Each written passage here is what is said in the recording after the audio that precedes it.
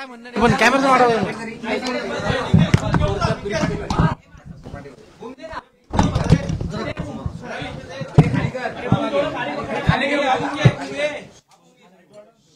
तुम्ही शांत बसलात तर माझा आवाज माझा आवाज येईल असं शांत ठेवा. माझा आवाज आता ओबीसींच्या हिताचे निर्णय घेण्यासाठी सरकारने जी सब कमिटी स्थापन केली आहे त्यांची सन्माननीय मंत्री बावनकुळे साहेब यांच्या अध्यक्षतेखाली बैठक झाली. या बैठकीला स्वतः भुजबळ साहेब उपस्थित होते, याला संजय राठोड उपस्थित होते, आमचे अतुल सावे उपस्थित होते, दत्ता भरणे उपस्थित होते आणि गुलाबराव उपस्थित होते आणि विविध विभागाचे सचिव देखील होते, अधिकारी देखील होते. यामध्ये विस्तृत आमची चर्चा झाली. ओबीसींच्या हिताच्या संदर्भामध्ये सन्माननीय मुख्यमंत्री देवेंद्रजी फडणवीस हे जागृतपणे निर्णय घेत आलेले आहेत आणि भविष्यातही घेतील. कुठेही दुर्लक्ष होऊ दिलं जाणार नाही अशा प्रकारची अत्यंत विस्तृत चर्चा झाली.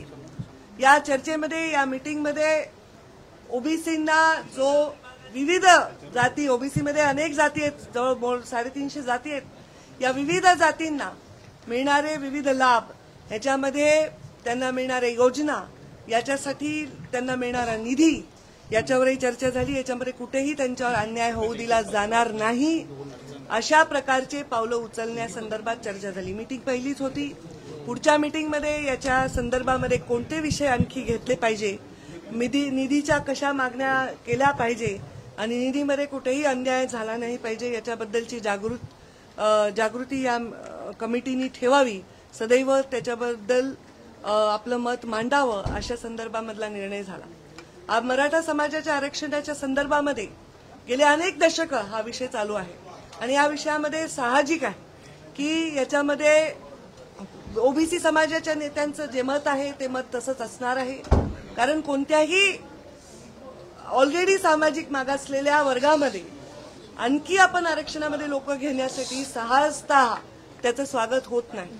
पण तरी ओबीसी समाजाने मोठं मन दाखवून कुणबीच्या नोंदीच्या संदर्भामध्ये ज्या ऑलरेडी आहेत त्याच्याबद्दल आमचं कुठलंही मत नाही, पण कुठलेही अवैध दाखले दिले जाऊ नये, कुठल्याही प्रकारचे सरसगट दाखले दिले जाऊ नये आणि आतापर्यंत जे दाखले दिले आहेत त्याची श्वेतपत्रिका काढावी, त्या दाखल्यांच्या संदर्भामध्ये पडताळणी करावी अशा प्रकारची ठाम भूमिका देखील आम्ही घेतलेली आहे. यामुळे ओबीसी समाज हा मुळात सामाजिक मागासलेपणा भोगतोय. त्यामुळे ओबीसी समाज खरं तर राजकीयदृष्ट्या सुद्धा मागासलेला आहे. मराठा समाजाला राजकीय मागासलेपण नाही, समृद्ध राजकीयदृष्ट्या मराठा समाज आहे आणि अशा वेळी ओबीसी समाजाच्या राजकीय हक्कांवर सुद्धा गदा येणार नाही या संदर्भामुळे त्यांना कुठलेही बोगस सर्टिफिकेट दिले जाऊ नये याबद्दल मात्र ठाम निर्णय आम्ही घेतलेला आहे. बाकी कोणताही समाज आर्थिक मागासलेला असेल, कोणताही समाज शैक्षणिकदृष्ट्या मागासलेला असेल, त्यात मराठा समाज प्राधान्याने असेल, त्याच्याबद्दलच्या त्यांच्या शैक्षणिक आणि त्यांच्या नोकऱ्यांमधल्या आरक्षणाबद्दल कधीही विरोध आम्ही केलेला नाही. पण नक्कीच सर्टिफिकेट जे आहेत ते सरसकट देण्याबद्दल आमची भूमिका ठाम आहे. असे सरसकट सर्टिफिकेट दिले जाऊ नये. आता GR तर काढलेला आहे. दुसऱ्या उपसमितीने जी मराठा समाजाच्या आरक्षणाचा विचार करते त्यांनी हैदराबाद गॅजेट विषयीचा GR काढलेला आहे आणि त्याच्या संदर्भामध्ये आता हैदराबाद गॅजेटचा विषय आल्यानंतर आता लमानी समाज, बंजारा समाज म्हणतोय की आमच्या पण त्याच्यामध्ये STच्या नोंदी त्याही द्यावा. तर आता त्यालाही समर्थन देणं क्रमप्राप्त आहे, कारण आपण एकाला एक न्याय आणि दुसऱ्याला एक न्याय देऊ शकत नाही. त्याच्या संदर्भात आता वरिष्ठ निर्णय घेतील किंवा सामाजिक न्याय विभागाचे जे निर्णय आहे किंवा जे संविधानिक चौकट आहे त्याच्यापासूनच हे सगळे निर्णय घेतले जावे अशा प्रकारची भूमिका आम्ही सर्व नेत्यांनी त्याच्यामध्ये मांडली आणि भविष्यात आता हे मीटिंग वेळोवेळी होत राहतील.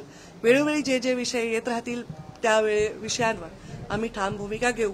पण मुख्यमंत्री महोदयांशी माझी कालही चर्चा झाली आणि त्यांनी सुद्धा आश्वस्त केलंय की ओबीसीच्या कुठल्याही हक्कांवर गदा येणार नाही. त्यांच्यावर अन्याय होणार नाही अशाच भूमिका आम्ही घेत राहू. त्याच्यावर आम्ही नक्कीच विश्वास ठेवू. भुजबळांकडून सातत्यानं या संदर्भात भूमिका मांडली जाते की या जीआरमुळे ओबीसींच्या हक्कांवर गदा येते असं देखील म्हणतात. मी भुजबळ साहेबांचे विषय हा आमच्या लेवलचा विषय नाही.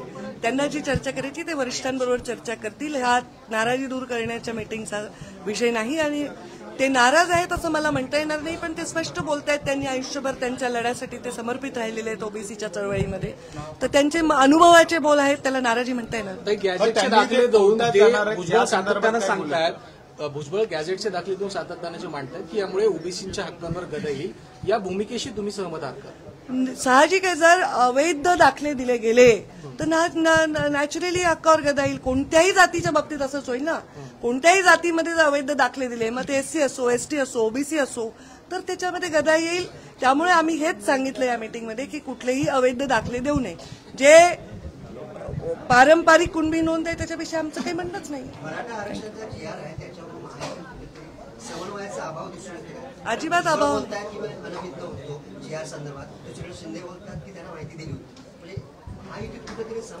या मला वाटत नाही याच्यामध्ये समन्वयाचा अभाव होत आहे. नॅचरली एवढा मोठा विषय हाताळणं हे कर्तव्य आहे मुख्यमंत्र्यांचं. एक मोठं आंदोलन उभं राहिलं मुंबईसारख्या शहरामध्ये, जी आपली आर्थिक राजधानी आहे, आणि त्याला हाताळण्यासाठी संयमाने आणि दुरोगामी विचार करून निर्णय घेणं हे आवश्यक असतं. अशावेळी त्यांनी ते निर्णय घेतले. भुजबळ साहेब त्यांचं मत ठामपणे मांडतायत. ते दोघं त्याच्यात चर्चा करू शकतील, त्याच्यावर ते उत्तर देऊ शकतील. पण मी एवढंच मात्र आता हे एंड करते या माझ्या संभाषणाचा की एकही अवैध सर्टिफिकेट देऊन ओबीसीच्या हक्कावर गदा आणू नये आणि ती आणू दिली जाणार नाही.